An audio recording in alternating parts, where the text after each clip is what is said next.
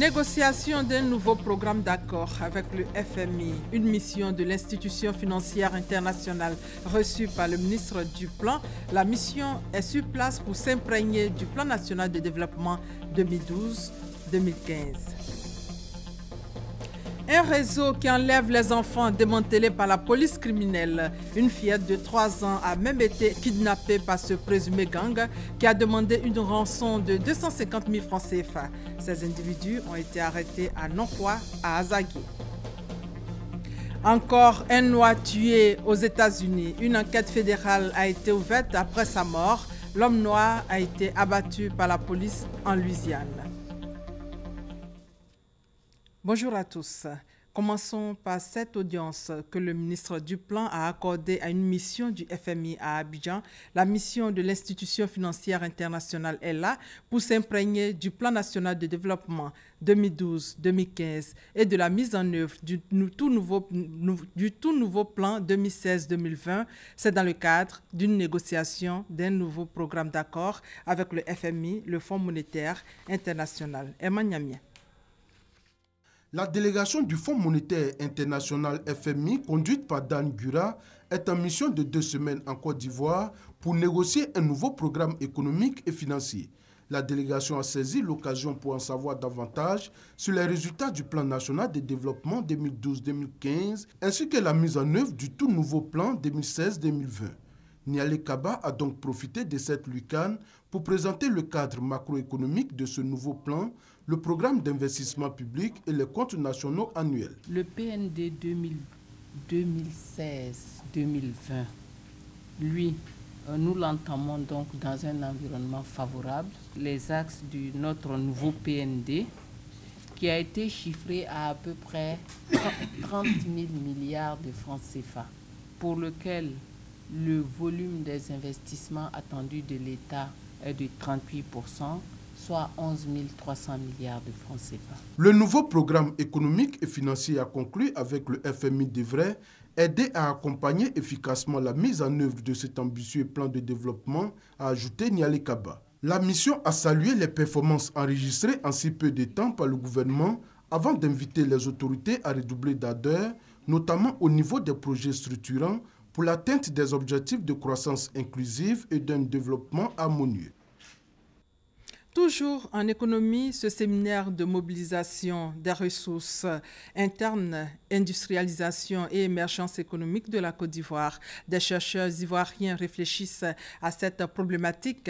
Ils veulent dégager des pistes de solutions et apporter leur contribution au développement économique et social de la Côte d'Ivoire. Surtout que le deuxième plan national de développement 2016-2020 nécessite un financement de 30 000 milliards de francs CFA. Ce soir, le compte rendu complet de Noël Nyagno.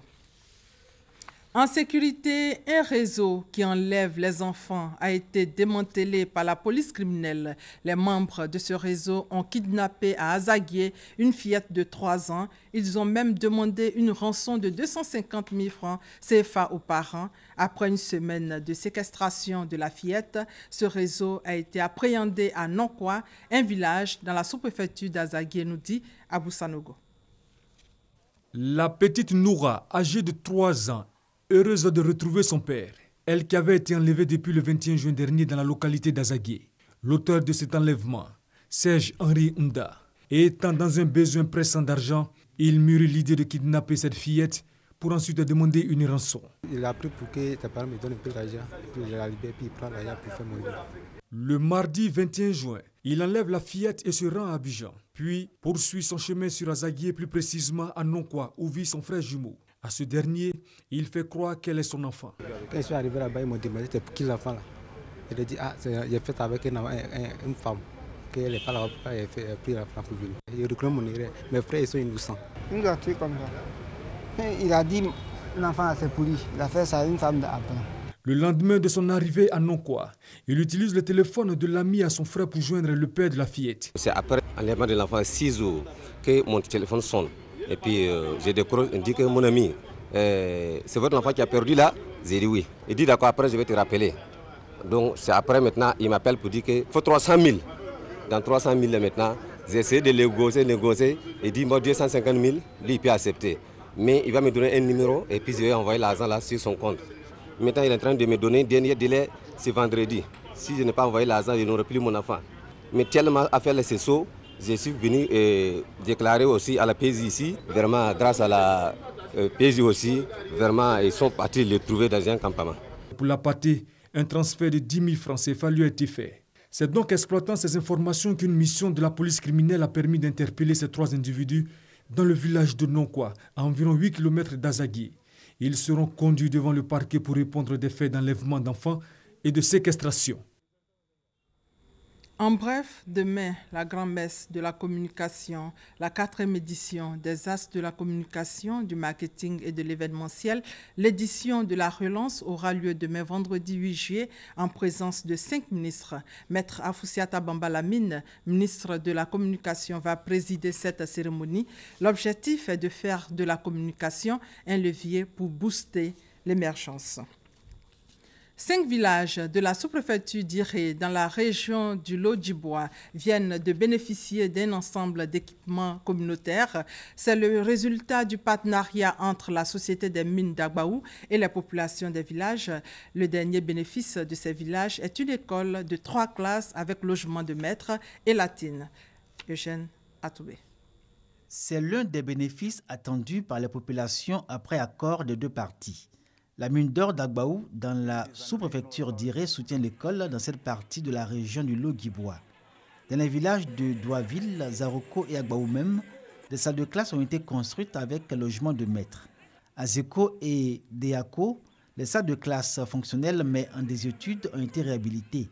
Auparavant, la société Agbaou Gold Operation avait construit dans les écoles de ces 5 villages des latrines qui permettent aujourd'hui aux élèves et enseignants d'évoluer dans un environnement sain.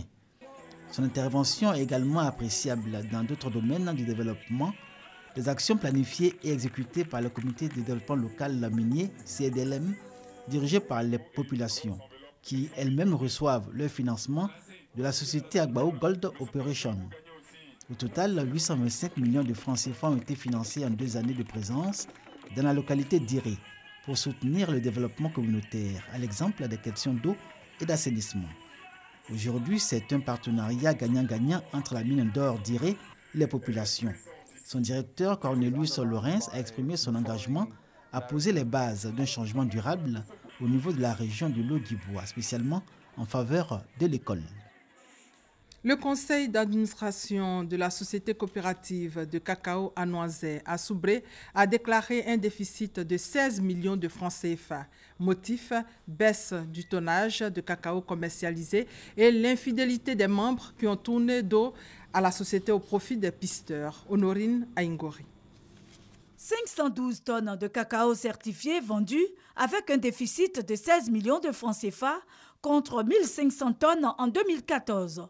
80 membres actuellement contre 322 à la création. C'est le bilan de l'exercice 2015 de la société coopérative agricole à Noisette de Petit-Boaké, village du département de Soubré. À l'origine des problèmes internes. Pour les dirigeants de cette entreprise coopérative, les choses ne doivent pas rester ainsi. Il faut aller de l'avant. Le représentant du directeur départemental de l'agriculture et du développement rural, Kochi Yavo, et celui de l'Agence nationale d'appui au développement rural, l'ANADER, Modeste Kwaku, ont saisi l'occasion pour exhorter les producteurs à cultiver l'esprit coopératif et à ne plus vendre leurs produits aux pisteurs, invitant ainsi les dirigeants à plus de transparence et de rigueur dans la gestion. Aujourd'hui, la COPCA à Noisette a connu une perte, un résultat déficitaire de 16 millions de francs. Mais malgré ça, les responsables ont tenu l'Assemblée générale et nous pensons que vraiment c'est une bonne chose. Le sous-préfet de l'Ilio, Gabriel Adom, pour sa part, a encouragé l'ensemble des producteurs à demeurer fidèles à leur coopérative, un instrument de développement capable de les aider à sortir de la pauvreté. Ces images qui nous viennent du palais présidentiel, le président de la République, Alassane Ouattara, a eu une séance de travail avec une délégation du Fonds monétaire international. La mission du FMI qui séjourne à Abidjan depuis une semaine a relevé la solide performance économique de la Côte d'Ivoire avant d'indiquer que les perspectives macroéconomiques pour le reste de 2016 sont favorables. Hier, les musulmans ont célébré l'Aïd el-Fitr. Après la prière, cap sur certains quartiers populaires d'Abidjan où l'heure était à la fête dans les familles. Communion et partage de repas. L'ambiance sur place avec Éric Goré. La fête de Ramadan célébrée en famille dans les communes d'Abobo, d'Adjamé, de Trècheville et de Koumassi. Ici, les femmes sont à la cuisine. Chaque femme veut avoir le meilleur plat. Pendant que les femmes s'activent à la cuisine, les hommes, eux, sont assis dehors, échangeant et attendant le moment du partage. Il y a beaucoup de choses au menu. C'est vrai qu'avec les mecs moyens, mais le partage entre frères et sœurs, on habite dans les mêmes cours et nous sommes devenus comme une famille. Donc on partage et ça facilite les choses. Il y a du mouton et du poulet et tout. Le ramadan est aussi une occasion de retrouvailles pour les membres d'une même famille. L'événement les rapproche et les réunit autour d'un repas. Après le partage du repas, on peut s'essayer à la danse. Dans les différentes familles visitées, la joie se sentait sur les visages, comme pour dire que les familles des quartiers populaires se sont impliquées de différentes manières pour réussir l'Aïd el-Fitr. L'Aïd el-Fitr, c'est la prière, c'est la cuisine avec de bons plats. C'est aussi des basins bien brodés, des uniformes pour montrer l'entente, la solidarité et la fraternité au sein de la famille. Ces autres aspects de la fête avec Konepa Gassoro. Après la prière de la fête de Ramadan, de nombreux fidèles se rendent chez les imams à la recherche de bénédictions. La bienséance voudra qu'après la cérémonie, après la prière, nous venons accompagner le cheikh et avoir ces bénédictions. L'imam fait beaucoup de bénédictions pour toute la communauté musulmane, mais lui aussi il est humain. C'est pourquoi je souhaite que Dieu lui donne assez de force. Pendant que les hommes, eux, recherchent les bénédictions auprès des imams, les femmes, quant à elles, s'activent à la cuisine pour avoir les bénédictions de leur époux. Il faut donc proposer les mets les plus délicieux à la famille, mais surtout présenter à son époux son plat préféré. Fatou habite le quartier phare de Grand Bassam. Elle a fait son marché la veille. Au menu, de couscous à la viande. C'est la nourriture qu'adore son époux. Mon mari, son plat préféré, c'est le fonio avec sauce tomate, avec tchèp, avec la viande. Tout le monde va manger. On va donner aussi aux gens. Bon, il y a des gens qui viennent manger à la maison. Toujours à Grand Bassam, pour marquer leur union et leur solidarité, certains frères et sœurs se vêtissent en uniforme. C'est l'exemple des sœurs Sako. Après 30 jours, je jeûne. Comme nous sommes des sœurs, donc on a décidé de se mettre en uniforme, nous quatre, pour montrer notre amour et puis montrer à l'imam que nous sommes soudés. La fête de l'Aïd el-Fitr est une fête de partage, de générosité, où le fidèle musulman se doit d'être en harmonie avec ses voisins et les autres communautés religieuses. Et pendant la célébration de l'Aïd el-Fitr, l'ONG Al-Mouassat était aux côtés des malades et leurs parents, ainsi que le personnel soignant du centre hospitalier universitaire de Boaké. Cette organisation non gouvernementale musulmane a distribué des kits alimentaires pour les assister. Reportage Soro Corona, commentaire Kader Sogodogo. Élan de solidarité de l'ONG Al-Mouassat aux malades et à leurs parents au centre hospitalier universitaire de Boaké. Al-Mouassat signifie la consolation.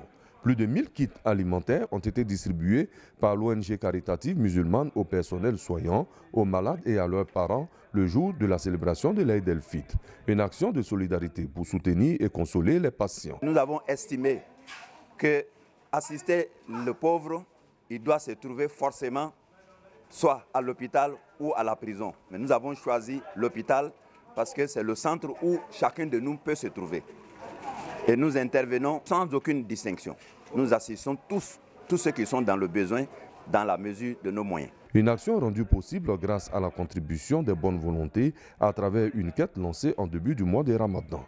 Du service de pédiatrie à la maternité, aucun service n'a été oublié. L'initiative est saluée par les parents des malades du CHU de Boaké. Aujourd'hui, c'est un grand jour C'est un jour de fête, de Ramadan, et qu'aujourd'hui, en principe, nous devrons nous trouver dans nos familles, étant à l'hôpital, si nous recevons des dons d'une ONG musulmane. Vraiment, nous sommes très heureux. Pour l'Aïd el-Fitr et l'Aïd el-Kibi, l'ONG Al-Mouassat distribue gratuitement de la nourriture au CHU de Bouaké et de Treichville. Association caritative à sa création en 2001, c'est en 2006 que Al-Mouassat est devenue une organisation non gouvernementale. Hier, c'était donc la fête de Ramadan. Prière dans les mosquées pour marquer les 30 jours de jeûne et de privation. Message essentiel, paix et cohésion sociale. Le président Alassane Ouattara a lancé un appel aux fidèles musulmans. Il leur a demandé de prôner un islam ouvert, modéré et tolérant. D'autres temps forts à Abidjan et à l'intérieur du pays avec nos différents reporters. Les fidèles du quartier Berglon de Bingerville ont pris d'assaut l'esplanade de la mosquée pour la prière de l'Aïd el-Fitr. Lors de son sermon, l'imam principal d'Hébré Moussa a appelé les fidèles à cultiver le pardon et à craindre Allah. Car selon lui, seul le pardon et la crainte sont le gage du renforcement des liens fraternels et la garantie du salut au jour du jugement dernier. À la Rivera Faya, toujours dans la commune de Cocody, le cher Moufti Abdraman Sorodogo et ses fidèles observaient les 2 unités de prière. Ces prières qui viennent clore les 30 jours de jeûne. Pour le guide spirituel, le mois de Ramadan a été une école pour le fidèle musulman, une école qui devrait permettre aux fidèles de voir ses péchés pardonnés par Allah. Le cher Moufti Abdraman Sorodogo invite les parents à une bonne éducation des enfants afin d'éviter les cas d'enfants microbes. À la mosquée Madina de Makouri, les fidèles musulmans respectaient aussi la tradition. Prière de 2 unités et sermon de l'imam. Le guide religieux a appelé sa communauté à se détourner des vices de la société tout en préservant les acquis du mois de Ramadan. Il a également fait cas de la contribution de la communauté musulmane dans le développement de la nation ivoirienne. Au cours de cette célébration, les fidèles musulmans avaient à leur côté les autorités municipales ainsi que d'autres communautés sœurs. Ensemble, ils sont tous engagés pour le renforcement de la cohésion sociale et pour le développement de leur commune. Le maire Abi Raoul a réaffirmé sa volonté d'accompagner la communauté musulmane. Un soutien traduit par un don de 10 millions de francs CFA pour la réhabilitation des mosquées de la commune de Makouri. Préserver les acquis du mois de jeûne. Continuer à vivre dans la piété, surtout à s'aimer la graine de l'union entre les frères et sœurs. Ce sont en substance le contenu du sermon de l'imam de la mosquée Taoufik de Yopougonsalve, le docteur Raïs Fadiga Farouk, par ailleurs président de l'association des musulmans sunnites de Côte d'Ivoire, AMC. Pour cette célébration de l'Aïd el-Fitr, marquant la fin du 9e mois de l'islam, les fidèles musulmans ont effectué nombreux déplacements. Hommes, femmes et enfants ont prié Allah afin d'agréer ces moments de repentance et de pénitence. Dans la commune d'Adjamé, la communauté Ahmadiyya, à l'instar de la communauté musulmane de Côte d'Ivoire, a célébré l'Aïd el-Fitr. Les fidèles musulmans de cette communauté sont retrouvés à leur mosquée principale d'Adjamé, 220 logements, pour écouter le sermon de l'amir en chef de cette communauté. L'amir Abdul Kayoum Pacha est revenu sur le sens du mois de Ramadan, qui est une grâce selon lui offerte par Allah à chaque musulman pour se rapprocher de son Seigneur. Il a enfin exhorté les fidèles musulmans à la piété au terme de ce mois de Ramadan, afin qu'Allah exauce les différents vœux formulés. À quelques kilomètres de la commune d'Adjamé, nous sommes à Agnaman, ici, pour la prière de l'Aïd el-Fitr. Les fidèles musulmans sont retrouvés au stade de la Palmeraie. Après les 2 rakats, l'imam Soumaoro Mohamed a adressé un message de tolérance, de paix et de solidarité aux fidèles musulmans. Il a également demandé à ses frères et sœurs d'entretenir leur foi afin de vivre une vie heureuse ici-bas et dans l'au-delà. Présent à ce rendez-vous spirituel, El Hadj Babili Dambélé a précisé que seule la crainte de Dieu pourra contribuer au retour définitif de la paix dans le monde, un monde menacé de plus en plus par le terrorisme. Les vertus spirituelles du mois de Ramadan, c'est le thème abordé par l'imam Abdraman Zari à la mosquée Chaki Madou Kamara à Koumassi pour la célébration de la fête de Ramadan, l'Aïd el-Fitr. Les fidèles musulmans de ce quartier venus massivement prendre part à la prière ont été instruits sur l'importance du jeûne. Il a aussi appelé les populations à prier pour que le pays soit épargné de tout acte de violence. Selon l'imam, les comportements adoptés pendant ces moments de prière et d'adoration doivent rester les mêmes durant toute l'année. La fête de Ramadan ou encore la petite fête vient ainsi mettre fin à 30 jours de jeûne. C'est un moment de joie où il est interdit de jeûner. Les fidèles musulmans de Yopougon camp militaire se sont réunis à l'esplanade de la grande mosquée du quartier pour accomplir les 2 rakats de la prière de l'Aïd el-Fitr. À cette occasion, l'imam Daouda Doumbia a dans son sermon demandé à Dieu d'étendre sa miséricorde et sa grâce sur les Ivoiriens en général et sur la communauté musulmane afin qu'elle vive selon les recommandations de l'islam. Il a également invité L'ensemble des fidèles musulmans a multiplié prières et adorations pour la cohésion, la paix, la solidarité, l'union, mais aussi pour le développement de la Côte d'Ivoire. Il les a exhortés à tourner le dos à la violence et à inculquer aux enfants les vraies valeurs de l'islam en vue d'éviter à la société le phénomène des microbes. L'Aïd el-Fitr est la fête musulmane qui marque la rupture du jeûne du mois de Ramadan. Et elle est aussi célébrée le premier jour du mois de Shawwal. À la mosquée de la communauté musulmane de la Riviera Palmeraie-Rosier, les fidèles musulmans ont participé très nombreux à la prière collective de 2 rakats officiée par El Hadj Alpha Bamba, imam adjoint de la dite mosquée. Dans son sermon, El Hadj Alpha Bamba a insisté sur la notion de paix et de tolérance qu'incarne l'islam, en référence au mouvement terroriste que connaît le monde et l'Afrique en particulier. Il les a invités à participer au processus de révision de la liste électorale. L'Aïd el-Fitr est un moment de retrouvailles et de charité. Durant donc l'Aïd el-Fitr, le musulman doit s'acquitter d'une aumône appelée Zakat el-Fitr. Au Dos, un quartier de la ville de Grand Bassam où est située la mosquée Bilal dirigée par l'imam El Hadj Kamara Abdraman, n'est pas resté en marge de cette fête.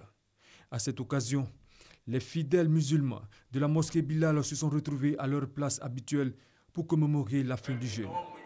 L'imam principal El Hadj Kamara Abdraman, qui a dirigé la prière de 2 rakats, a saisi l'occasion pour prêcher sur les vertus de l'islam. Pour finir, il a invité les fidèles à s'impliquer davantage dans les activités de leur mosquée, de même qu'à son équipement. Voilà, c'est tout sur la célébration de l'Aïd el-Fitr hier en Côte d'Ivoire. Sur 100 personnes vivant dans le département de Thiébissou, plus de 60 ne savent ni lire ni écrire. Ce taux d'alphabétisme, élus et cadres s'engagent à le réduire par des actions concertées. Ils ont pris cet engagement à l'occasion de la double cérémonie du 20e anniversaire du centre d'alphabétisation Mission de Thiébissou et de la sortie officielle de la 20e promotion d'apprenants du dit centre. Léon Bro. Fin d'année au centre d'alphabétisation Mission de Thiébissou, animateurs et apprenants reçoivent la visite de l'inspecteur général de l'éducation nationale David Kwadio Kwame, parrain de la 20e promotion d'apprenants. Leçon du jour, lecture. Pendant la leçon d'éducation et morale, jeunes déplacés de guerre, parlent de la paix. Savoir lire et écrire, ces apprenants, pour la plupart des artisans, agriculteurs ou commerçants, en sont bien capables. Ils pensent pouvoir accomplir désormais leurs activités de façon optimale et invitent ceux de leurs compatriotes encore dans l'impasse à leur emboîter le pas. À la clé, des sketchs pour décrier cet obscurantisme que constitue l'analphabétisme, un phénomène au taux de 61% à Thiébissou, révélation de l'inspection de l'enseignement primaire et préscolaire qui éveille les consciences. Un travail d'évaluation va être fait, mais il faut aller à la sensibilisation immédiatement. L'école est obligatoire, que tous les enfants qui ont 6 ans, qu'ils aient des extraits de naissance ou non, puissent s'inscrire. Les parents sont aussi concernés. Nous allons travailler avec les enseignants à encadrer ces parents qui aujourd'hui ont plus que soif d'apprendre à lire et à écrire. Séance tenante, des engagements pour accompagner le centre d'alphabétisation Mission de Thiébissou et ses auditeurs, plus de 200 kits d'alphabétisation par an, aide à la rétribution des animateurs, inscription à l'école formelle et prise en charge du cursus scolaire du plus jeune apprenant âgé de 11 ans dès la rentrée prochaine. En politique, la présidente locale de l'UFPDCI, Doumé, a été installée récemment. Cérémonie en présence des cadres de la région et de la présidente nationale de l'UFPDCI, Odette Anyero Ewi. Elle a invité à l'occasion les femmes à s'impliquer effectivement dans les activités du parti, nous dit Thérèse Tapeyoboué. Tinantieva Djetran-Koudou est la nouvelle présidente locale de l'UFPDCI urbaine Doumé. Elle a été officiellement installée en présence des cadres de la région et de la présidente nationale de l'UFPDCI, Odette Ewi Anyero. Le parrain de la cérémonie, Charles Kofi Dibi, président du Conseil économique et social, était représenté par Boti Bizoua, membre du bureau politique. La présidente nationale de l'UFPDCI a profité de l'occasion pour rendre hommage à toutes les femmes qui se sont battues pendant des décennies et qui se battent encore pour le rayonnement de leur parti. Puis, exhorter les femmes de la région à s'impliquer davantage dans les activités de leur parti. aider les femmes à se regrouper en coopérative pour mener des activités génératrices de revenus, exhorter les jeunes au goût de l'effort et à bannir la violence de leur comportement sont les leitmotivs de la nouvelle présidente locale de l'UFPDCI urbaine, Doumé. Plusieurs militantes ont été décorées à l'occasion dans une ambiance festive. Dans l'actualité judiciaire, le procès de Laurent Gbagbo et de Charles Blé Goudé se tient désormais en partie à huis clos. Les audiences impliquant des témoins protégés ne seraient plus retransmises en direct, mais accessibles quelques semaines après leur audition, une fois censurés des éléments permettant de les identifier. Une décision des juges. Seuls ceux présents à l'arrêt pourront suivre le procès dans la galerie public après contrôle de sécurité. Le Zimbabwe tourne au ralenti. Le pays vient de connaître une journée ville morte très suivie. La population exprime sa colère face à une gestion du pays qu'elle juge chaotique. Salimatou Dia et Thomas Gessambi. Routes barrées, pneus brûlés, banques et établissements scolaires fermés, c'est la grève générale au Zimbabwe. De Bulawayo au sud du pays à Harare au centre, des manifestants protestent contre la gestion économique du pouvoir en place. Une grogne sociale liée au non-paiement des salaires des fonctionnaires, à la dureté de la vie et au taux de chômage élevé dans le pays. La police a eu recours aux tirs de sommation et de gaz lacrymogène pour disperser les rassemblements. On note des blessés et 113 arrestations. Je leur ai demandé pourquoi ils me battaient alors que je suis au chômage et ne pouvais donc pas mettre en fuite de mon travail. Ils m'ont laissé partir et m'ont dit de rester chez moi, mais j'ai continué à insister que j'étais au chômage. Face à ce débrayage général, les autorités font la sourde oreille en minimisant l'impact de cette série de manifestations qui dure une semaine déjà. Nous avons observé qu'il y avait quelques incidents à travers le pays où des routes ont été bloquées avec des pierres et des punais incendiés. De manière générale, la situation dans ce pays reste calme. Le pays de Robert Mugabe traverse une grave crise économique depuis les années 2000. La devise nationale a été abandonnée en 2009 en raison de son inutilité face à une folle inflation. Un arrêt à 13h30. Encore un noir tué aux États-Unis. Un policier américain a abattu un vendeur ambulant noir. On fait le point avec Thomas Gessambi. Visage fermé, l'un des fils d'Alton Sterling, tué par un policier blanc la veille, ne peut retenir ses larmes. Sa mère Kunyata Macmillan, au micro, face aux médias, ne cache pas son indignation. Poursuivrons jusqu'à ce que justice soit faite. J'appelle quiconque avec assez de courage dans cette ville à aller arrêter ces deux agents. Si le système est le même pour tous, il doit l'être aussi pour eux. Alton Sterling était vendeur de CD sur le parking d'un centre commercial à Louisiane. Sa mort met au goût du jour le spectre du racisme dans la police américaine. Une enquête fédérale sur homicide par balle est ouverte. L'avocat de la famille souhaite que la police de Bâton Rouge, auteur de la bavure, s'en décharge. Nous demandons que cette enquête soit retirée des mains de la police de Bâton Rouge et soit reprise par la police de Louisiane. Le maire dit qu'il ne protégera personne. Alors, le meilleur moyen est de confier l'enquête à une tierce partie neutre. Le président Nassib de Bâton Rouge, une organisation de défense des droits de l'homme, exige davantage la démission du maire et du chef de la police. Dans une vidéo amateur, l'on y voit deux policiers blancs tentant d'interpeller Alton Sterling. Il est armé en tentant quelqu'un crier. S'ensuit plusieurs détonations. Les deux agents écopent pour l'heure d'une suspension administrative. Fait rarissime dans une bavure policière à l'égard des Noirs aux États-Unis, l'enquête fédérale marque une réponse rapide au ministère américain de la Justice, alors que d'ordinaire, c'est l'enquête locale qui en premier est privilégiée. Sport Euro 2016, deuxième demi-finale. L'Allemagne, championne du monde, affronte ce soir au stade de Marseille la France. Le vainqueur de ce match va rencontrer en finale le 10 juillet prochain l'équipe du Portugal de Cristiano Ronaldo qui a battu hier le pays de Galles 2-0.